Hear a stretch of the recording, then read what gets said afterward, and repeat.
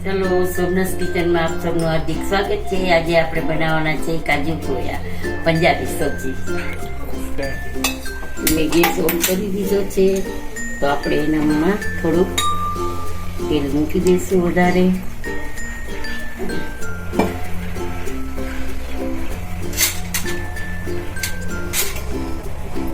તો જુઓ ગાઈઝ, અહીંયા મેં ડુંગળીની લાંબી લાંબી કાપી લીધી છે સ્લાઈસ, અને એમાં 5-6 કાજુ નાખી દીધા છે. તો મેં બાફી અને અહીંયા ચાળણીમાં કાઢી લીધી હતી. હવે પછી હું એને ગ્રાઇન્ડ કરવા લઈ જાઉં છું. અને અહીંયા મેં ઝીણી ઝીણી ડુંગળી સમારી લીધી છે, આદુ મરચાંની પેસ્ટ છે, લસણ ચટણી છે, અને અહીંયા ટમેટાને અધકચરા મેં પીસી લીધા છે. તો હવે આને આપણે કાજુ અને ડુંગળીને પીસવાની છે, એની પેસ્ટ બનાવવાની છે. આપણે એકદમ ઝીણી અને સ્મૂથ પેસ્ટ બનાવવાની છે.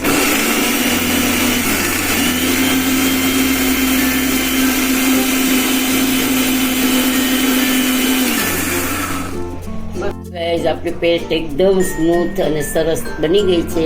તો આપણે એને લઈ લેશું. અહીંયા ઓલમોસ્ટ આપણું તેલ આવી ગયું છે. તો એના માટે મેં કાજુ છે ને અહીંયા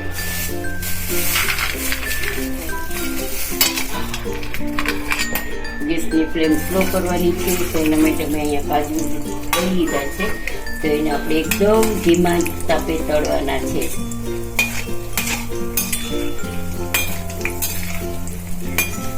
અચ્છા બદામી થાય ને એટલે આપણે કાજુને કાઢી લઈશું. ગેસની ફ્લેમ એકદમ સ્લો રાખવાની છે, નહીતર આપણા કાજુ વળી જશે. તો આપણે એને શાકનો સ્વાદ ચેન્જ થઈ જશે. તો જોઈ શકો છો ગાઈઝ, આપણો કાજુનો કલર એકદમ ચેન્જ થઈ ગયો છે. તો આપણા કાજુ સોતે થઈ ગયા છે સરસ. તો હવે આપણે એને કાઢી લઈશું.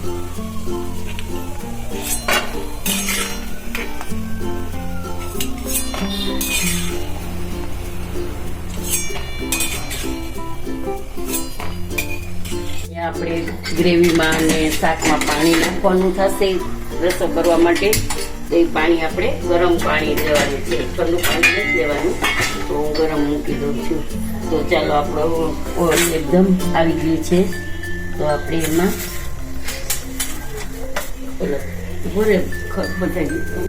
તો ચલો ગાઈઝ, આપણે એમાં આટલું તેલ લીધું છે, 2 ચમચા મોટા ચમચા લીધા છે, અને થોડુંક 1 ચમચી મેં આમાં ઘી નાખ્યું છે.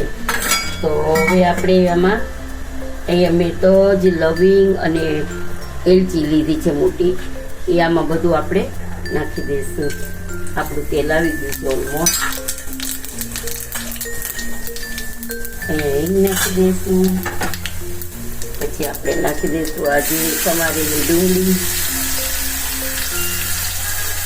અને કાજુ મરચાંની પેસ્ટ પછી નાખી જરાક ચલાવી દેવાની.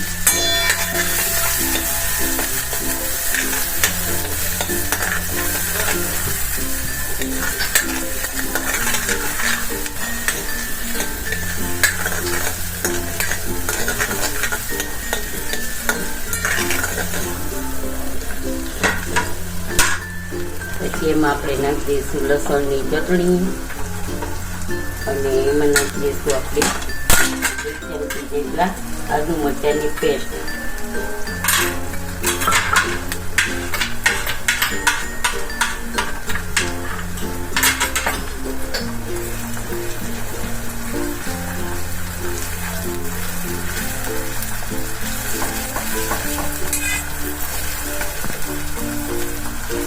મારી પાસે લસણ નહોતું એટલે મેં લસણ નથી નાખ્યું. તો આ લસણની ચટણી નાખી છે.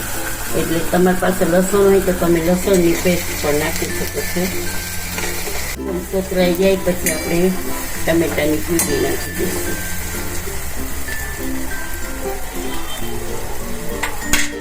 આપણે ધીમો ગેસ કરી ઢાંકી દઈશું થોડીક વાર.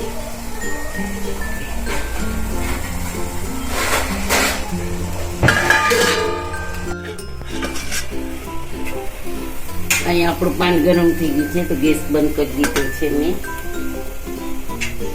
હવે આપણી ડુંગળી એકદમ સરસ પકડાઈ ગઈ છે. તો તો આપણે એમાં ટમેટો પ્યુરી નાખીએ છીએ.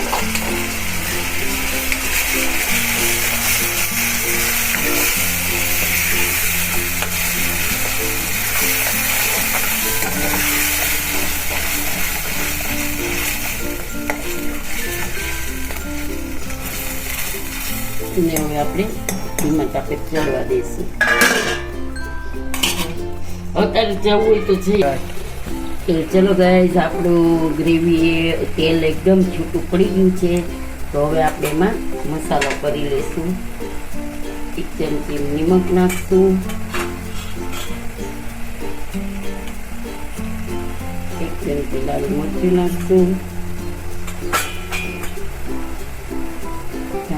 નાખશું, ગરમ મસાલો નાખશું,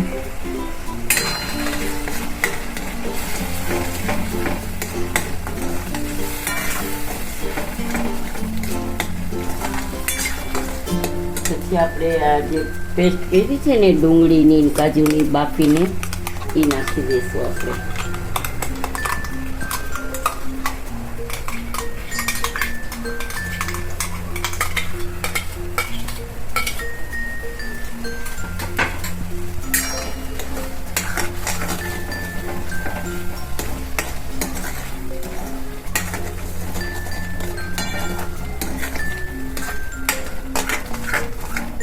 અને આમાં શેકેલ જીરુંનો પાવડર હોય ને તો એ પણ નાખવાનો છે. આપણે રહી ગયું છે 1 મિનિટ.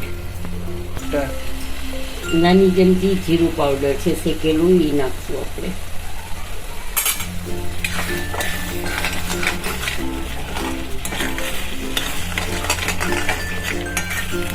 હવે આપણે આમાં થોડુંક ગરમ પાણી નાખી અને ઉકળવા દઈશું ગ્રેવીને ચડવા માટે.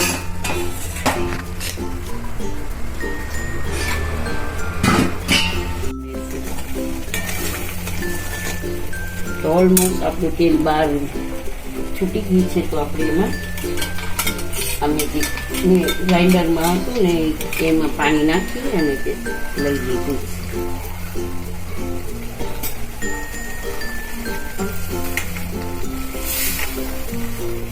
તો આ 5 થી 6 જણા માટેની શાક છે.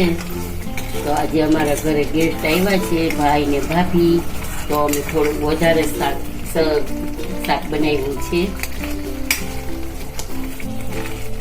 તો આજે હેલ્પરમાં મારે ભાભી છે, એ મને હેલ્પ કરાવે છે.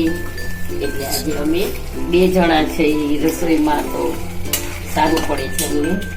તો હવે આને આપણે થોડુંક હજી પાણી નાખી અને ઢાંકી દઈશું.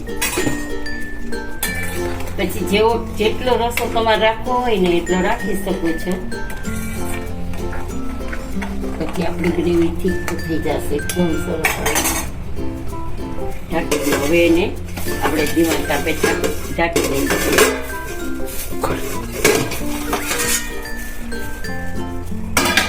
જો ગાય આટલો થોડોક રસો છે તો આપણે એમાં કાજુ બધા ઉમેરી દઈશું.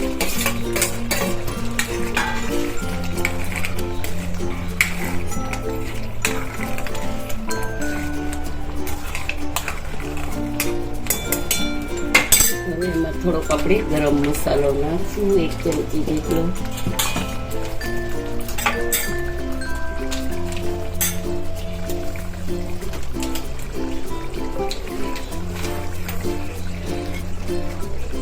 પંજાબી શાકનો મસાલો છે.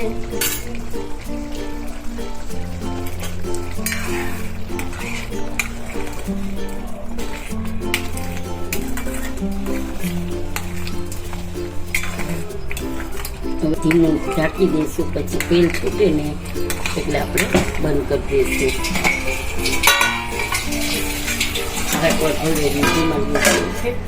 ચલો ગાઈસ, આપણે જોઈ લઈએ. હા, આપણું ઓઇલ એકદમ છૂટી ગયું છે. હવે આપણે શાક તૈયાર છે. તો હવે ગેસની ફ્લેમ ઓફ કરી દઈશું. અને આટલી જાડી ગ્રેવી તો આપણે રાખવી જ છે. હજી ઠંડુ પડશે એટલે થોડુંક ઠીક થઈ જશે. ચલો ગાઈસ, હવે આપણું શાક રેડી છે. ગેસની ફ્લેમ ઓફ કરી દો. ચાલો, આપણું શાક તૈયાર છે.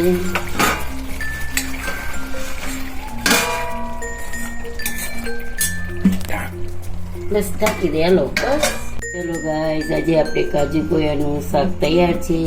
તો આજની રેસીપી કેવી લાગી તે જણાવશો. સબસ્ક્રાઈબ કરજો, લાઈક કરજો, શેર કરજો અને કમેન્ટ કરીને જરૂરથી બતાવજો કે આજની રેસીપી તમને કેવી લાગી. જય શ્રી કૃષ્ણ.